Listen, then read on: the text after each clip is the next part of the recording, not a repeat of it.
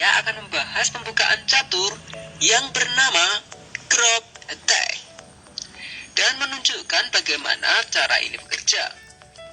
Tapi sebaiknya jika kalian ingin mencoba taktik ini, pilihlah lawan yang benar-benar di bawah kalian ya, atau dalam posisi kalian sudah unggul. Karena taktik ini benar-benar berbeda dengan permainan biasanya. Oke kawan-kawan, langsung saja ke permainan. Pembukaan Crop dimulai dengan pion G4 dan musuh membalas dengan pion D5. Idenya menguasai petak pusat yang membuat kita tidak bisa memainkan pion E4, sekaligus menyerang pion G4 kita. Dan untuk menuju ke Crop Gambit, kalian gerakkan gajah ke G2, membiarkan pion kita untuk dimakan. Ya, namanya juga gambit. Dan setelah gajah memakan pion kita, silahkan majukan pion kalian ke C4. Nah, di sini jawaban paling populer bagi hitam adalah pion makan pion, melindungi dengan pion C6 atau pion E6, atau melindunginya dengan kuda F6. Tentu saya akan bahas satu persatu. Dimulai dari gerakan pertama, yaitu pion makan pion. Kalian langsung saja makan pion B7, mengancam benteng. Dan benteng di sini terjebak. Setelah kuda D7, kalian makan bentengnya dengan gajah. Menteri makan gajah dan mengancam benteng. Kalian majukan saja pion ke F3. Dan misalnya gajah mundur, maka menteri ke A4 mengancam pion. Menukar gajah dengan benteng tentu cukup menguntungkan, bukan? Oke, kembali ke posisi sebelumnya.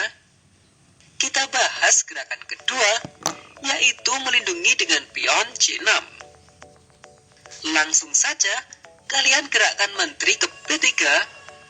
Intinya di sini kita menambah serangan pada pion D5 dan sekaligus mengancam pion B7.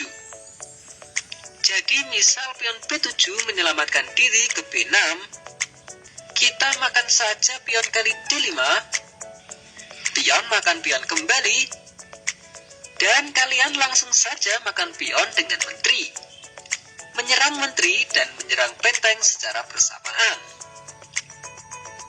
Di sini tidak ada pilihan lagi bagi hitam, kecuali memakan menteri dengan menterinya. Lalu kalian makan kembali dengan gajah, masih mengancam benteng, dan di sini benteng sudah tidak bisa kabur.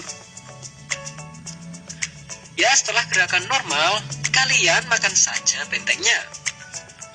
Itulah jebakan yang ada jika pion melindungi ke C6.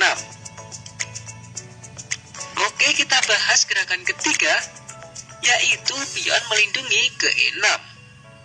Masih sama, kalian gerakkan menteri ke B3, menambah serangan di pion D5, dan mengancam pion B7. Ya, setelah pion maju ke B6, kalian makan saja pion D5 dengan pion kalian. Setelah pion makan kembali, lanjutkan makan pionnya dengan gajah, mengancam benteng dan ancaman pada pion F7.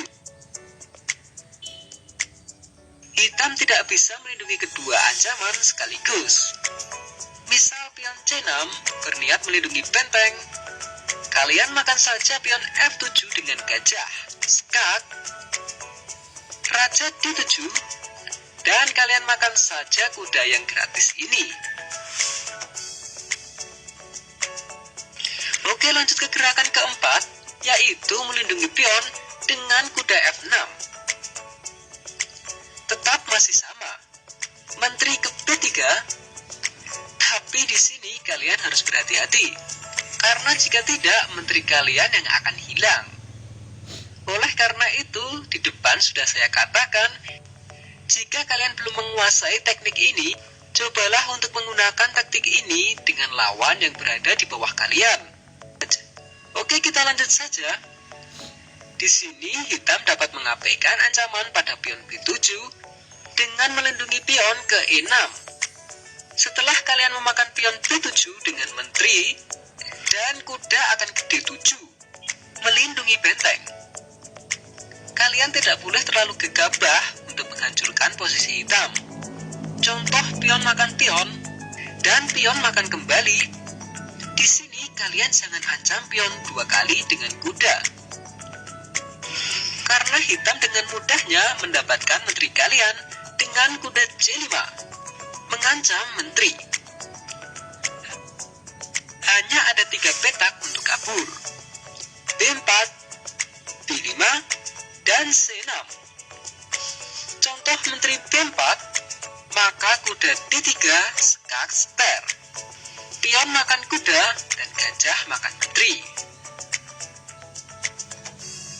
Atau menteri C6 skak, maka gajah menutup skak di D2 dan menteri terjebak.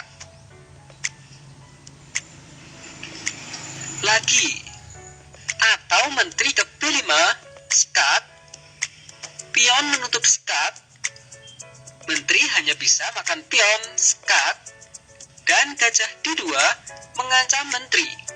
Masih sama, menteri kalian terjebak. Jadi pada posisi seperti ini, kalian harus makan pion terlebih dahulu. Jebakan keempat ini bisa kalian lanjutkan seperti biasanya jika pion memakan pion.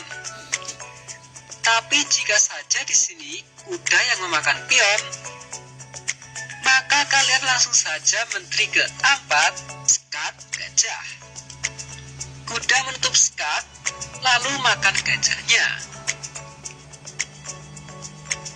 Cukup menguntungkan. Dan di sini saya ingin menunjukkan satu jebakan lagi dalam pembukaan grup ini. Jika saja pada posisi seperti ini, grup gambit kalian ditolak.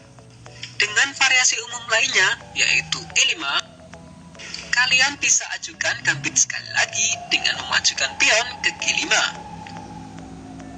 Dan jika menteri memakan pion, sekaligus mengancam gajah, kalian bisa makan pion D5 dengan gajah. Terlihat gajah di sini sangat mengganggu hitam, karena selain mengancam petak lemah F7, juga menghalangi kuda untuk berkembang. Jadi pasti hitam akan mengusir gajah dengan kuda, sekaligus mengembangkan kudanya. Tapi kita masih mempunyai jebakan dengan mengancam menteri oleh kuda F3. Sekilas terlihat seperti gerakan blunder, karena setelah menteri ke G2, kita diancam 2 kali. Menteri mengancam benteng, dan kuda mengancam gajah. Tapi tenang saja, makan saja pion F7 dengan gajah kalian, skak. Bisa dibilang ini langkah terpaksa daripada kita kehilangan gajah tanpa memakan apapun. Dan setelah raja memakan gajah, kalian selamatkan benteng ke G2 sekaligus mengancam menteri. Hanya ada satu petak untuk menteri, yaitu ke H3. Dan silahkan gerakkan kuda kalian ke G5. Skak ster. Raja bergerak dan silahkan makan menterinya. Okelah kawan-kawan, sekian dulu video kali ini. Jika memang banyak dari kalian yang suka dengan video pembukaan beserta trik seperti ini, saya akan membahas lebih banyak lagi.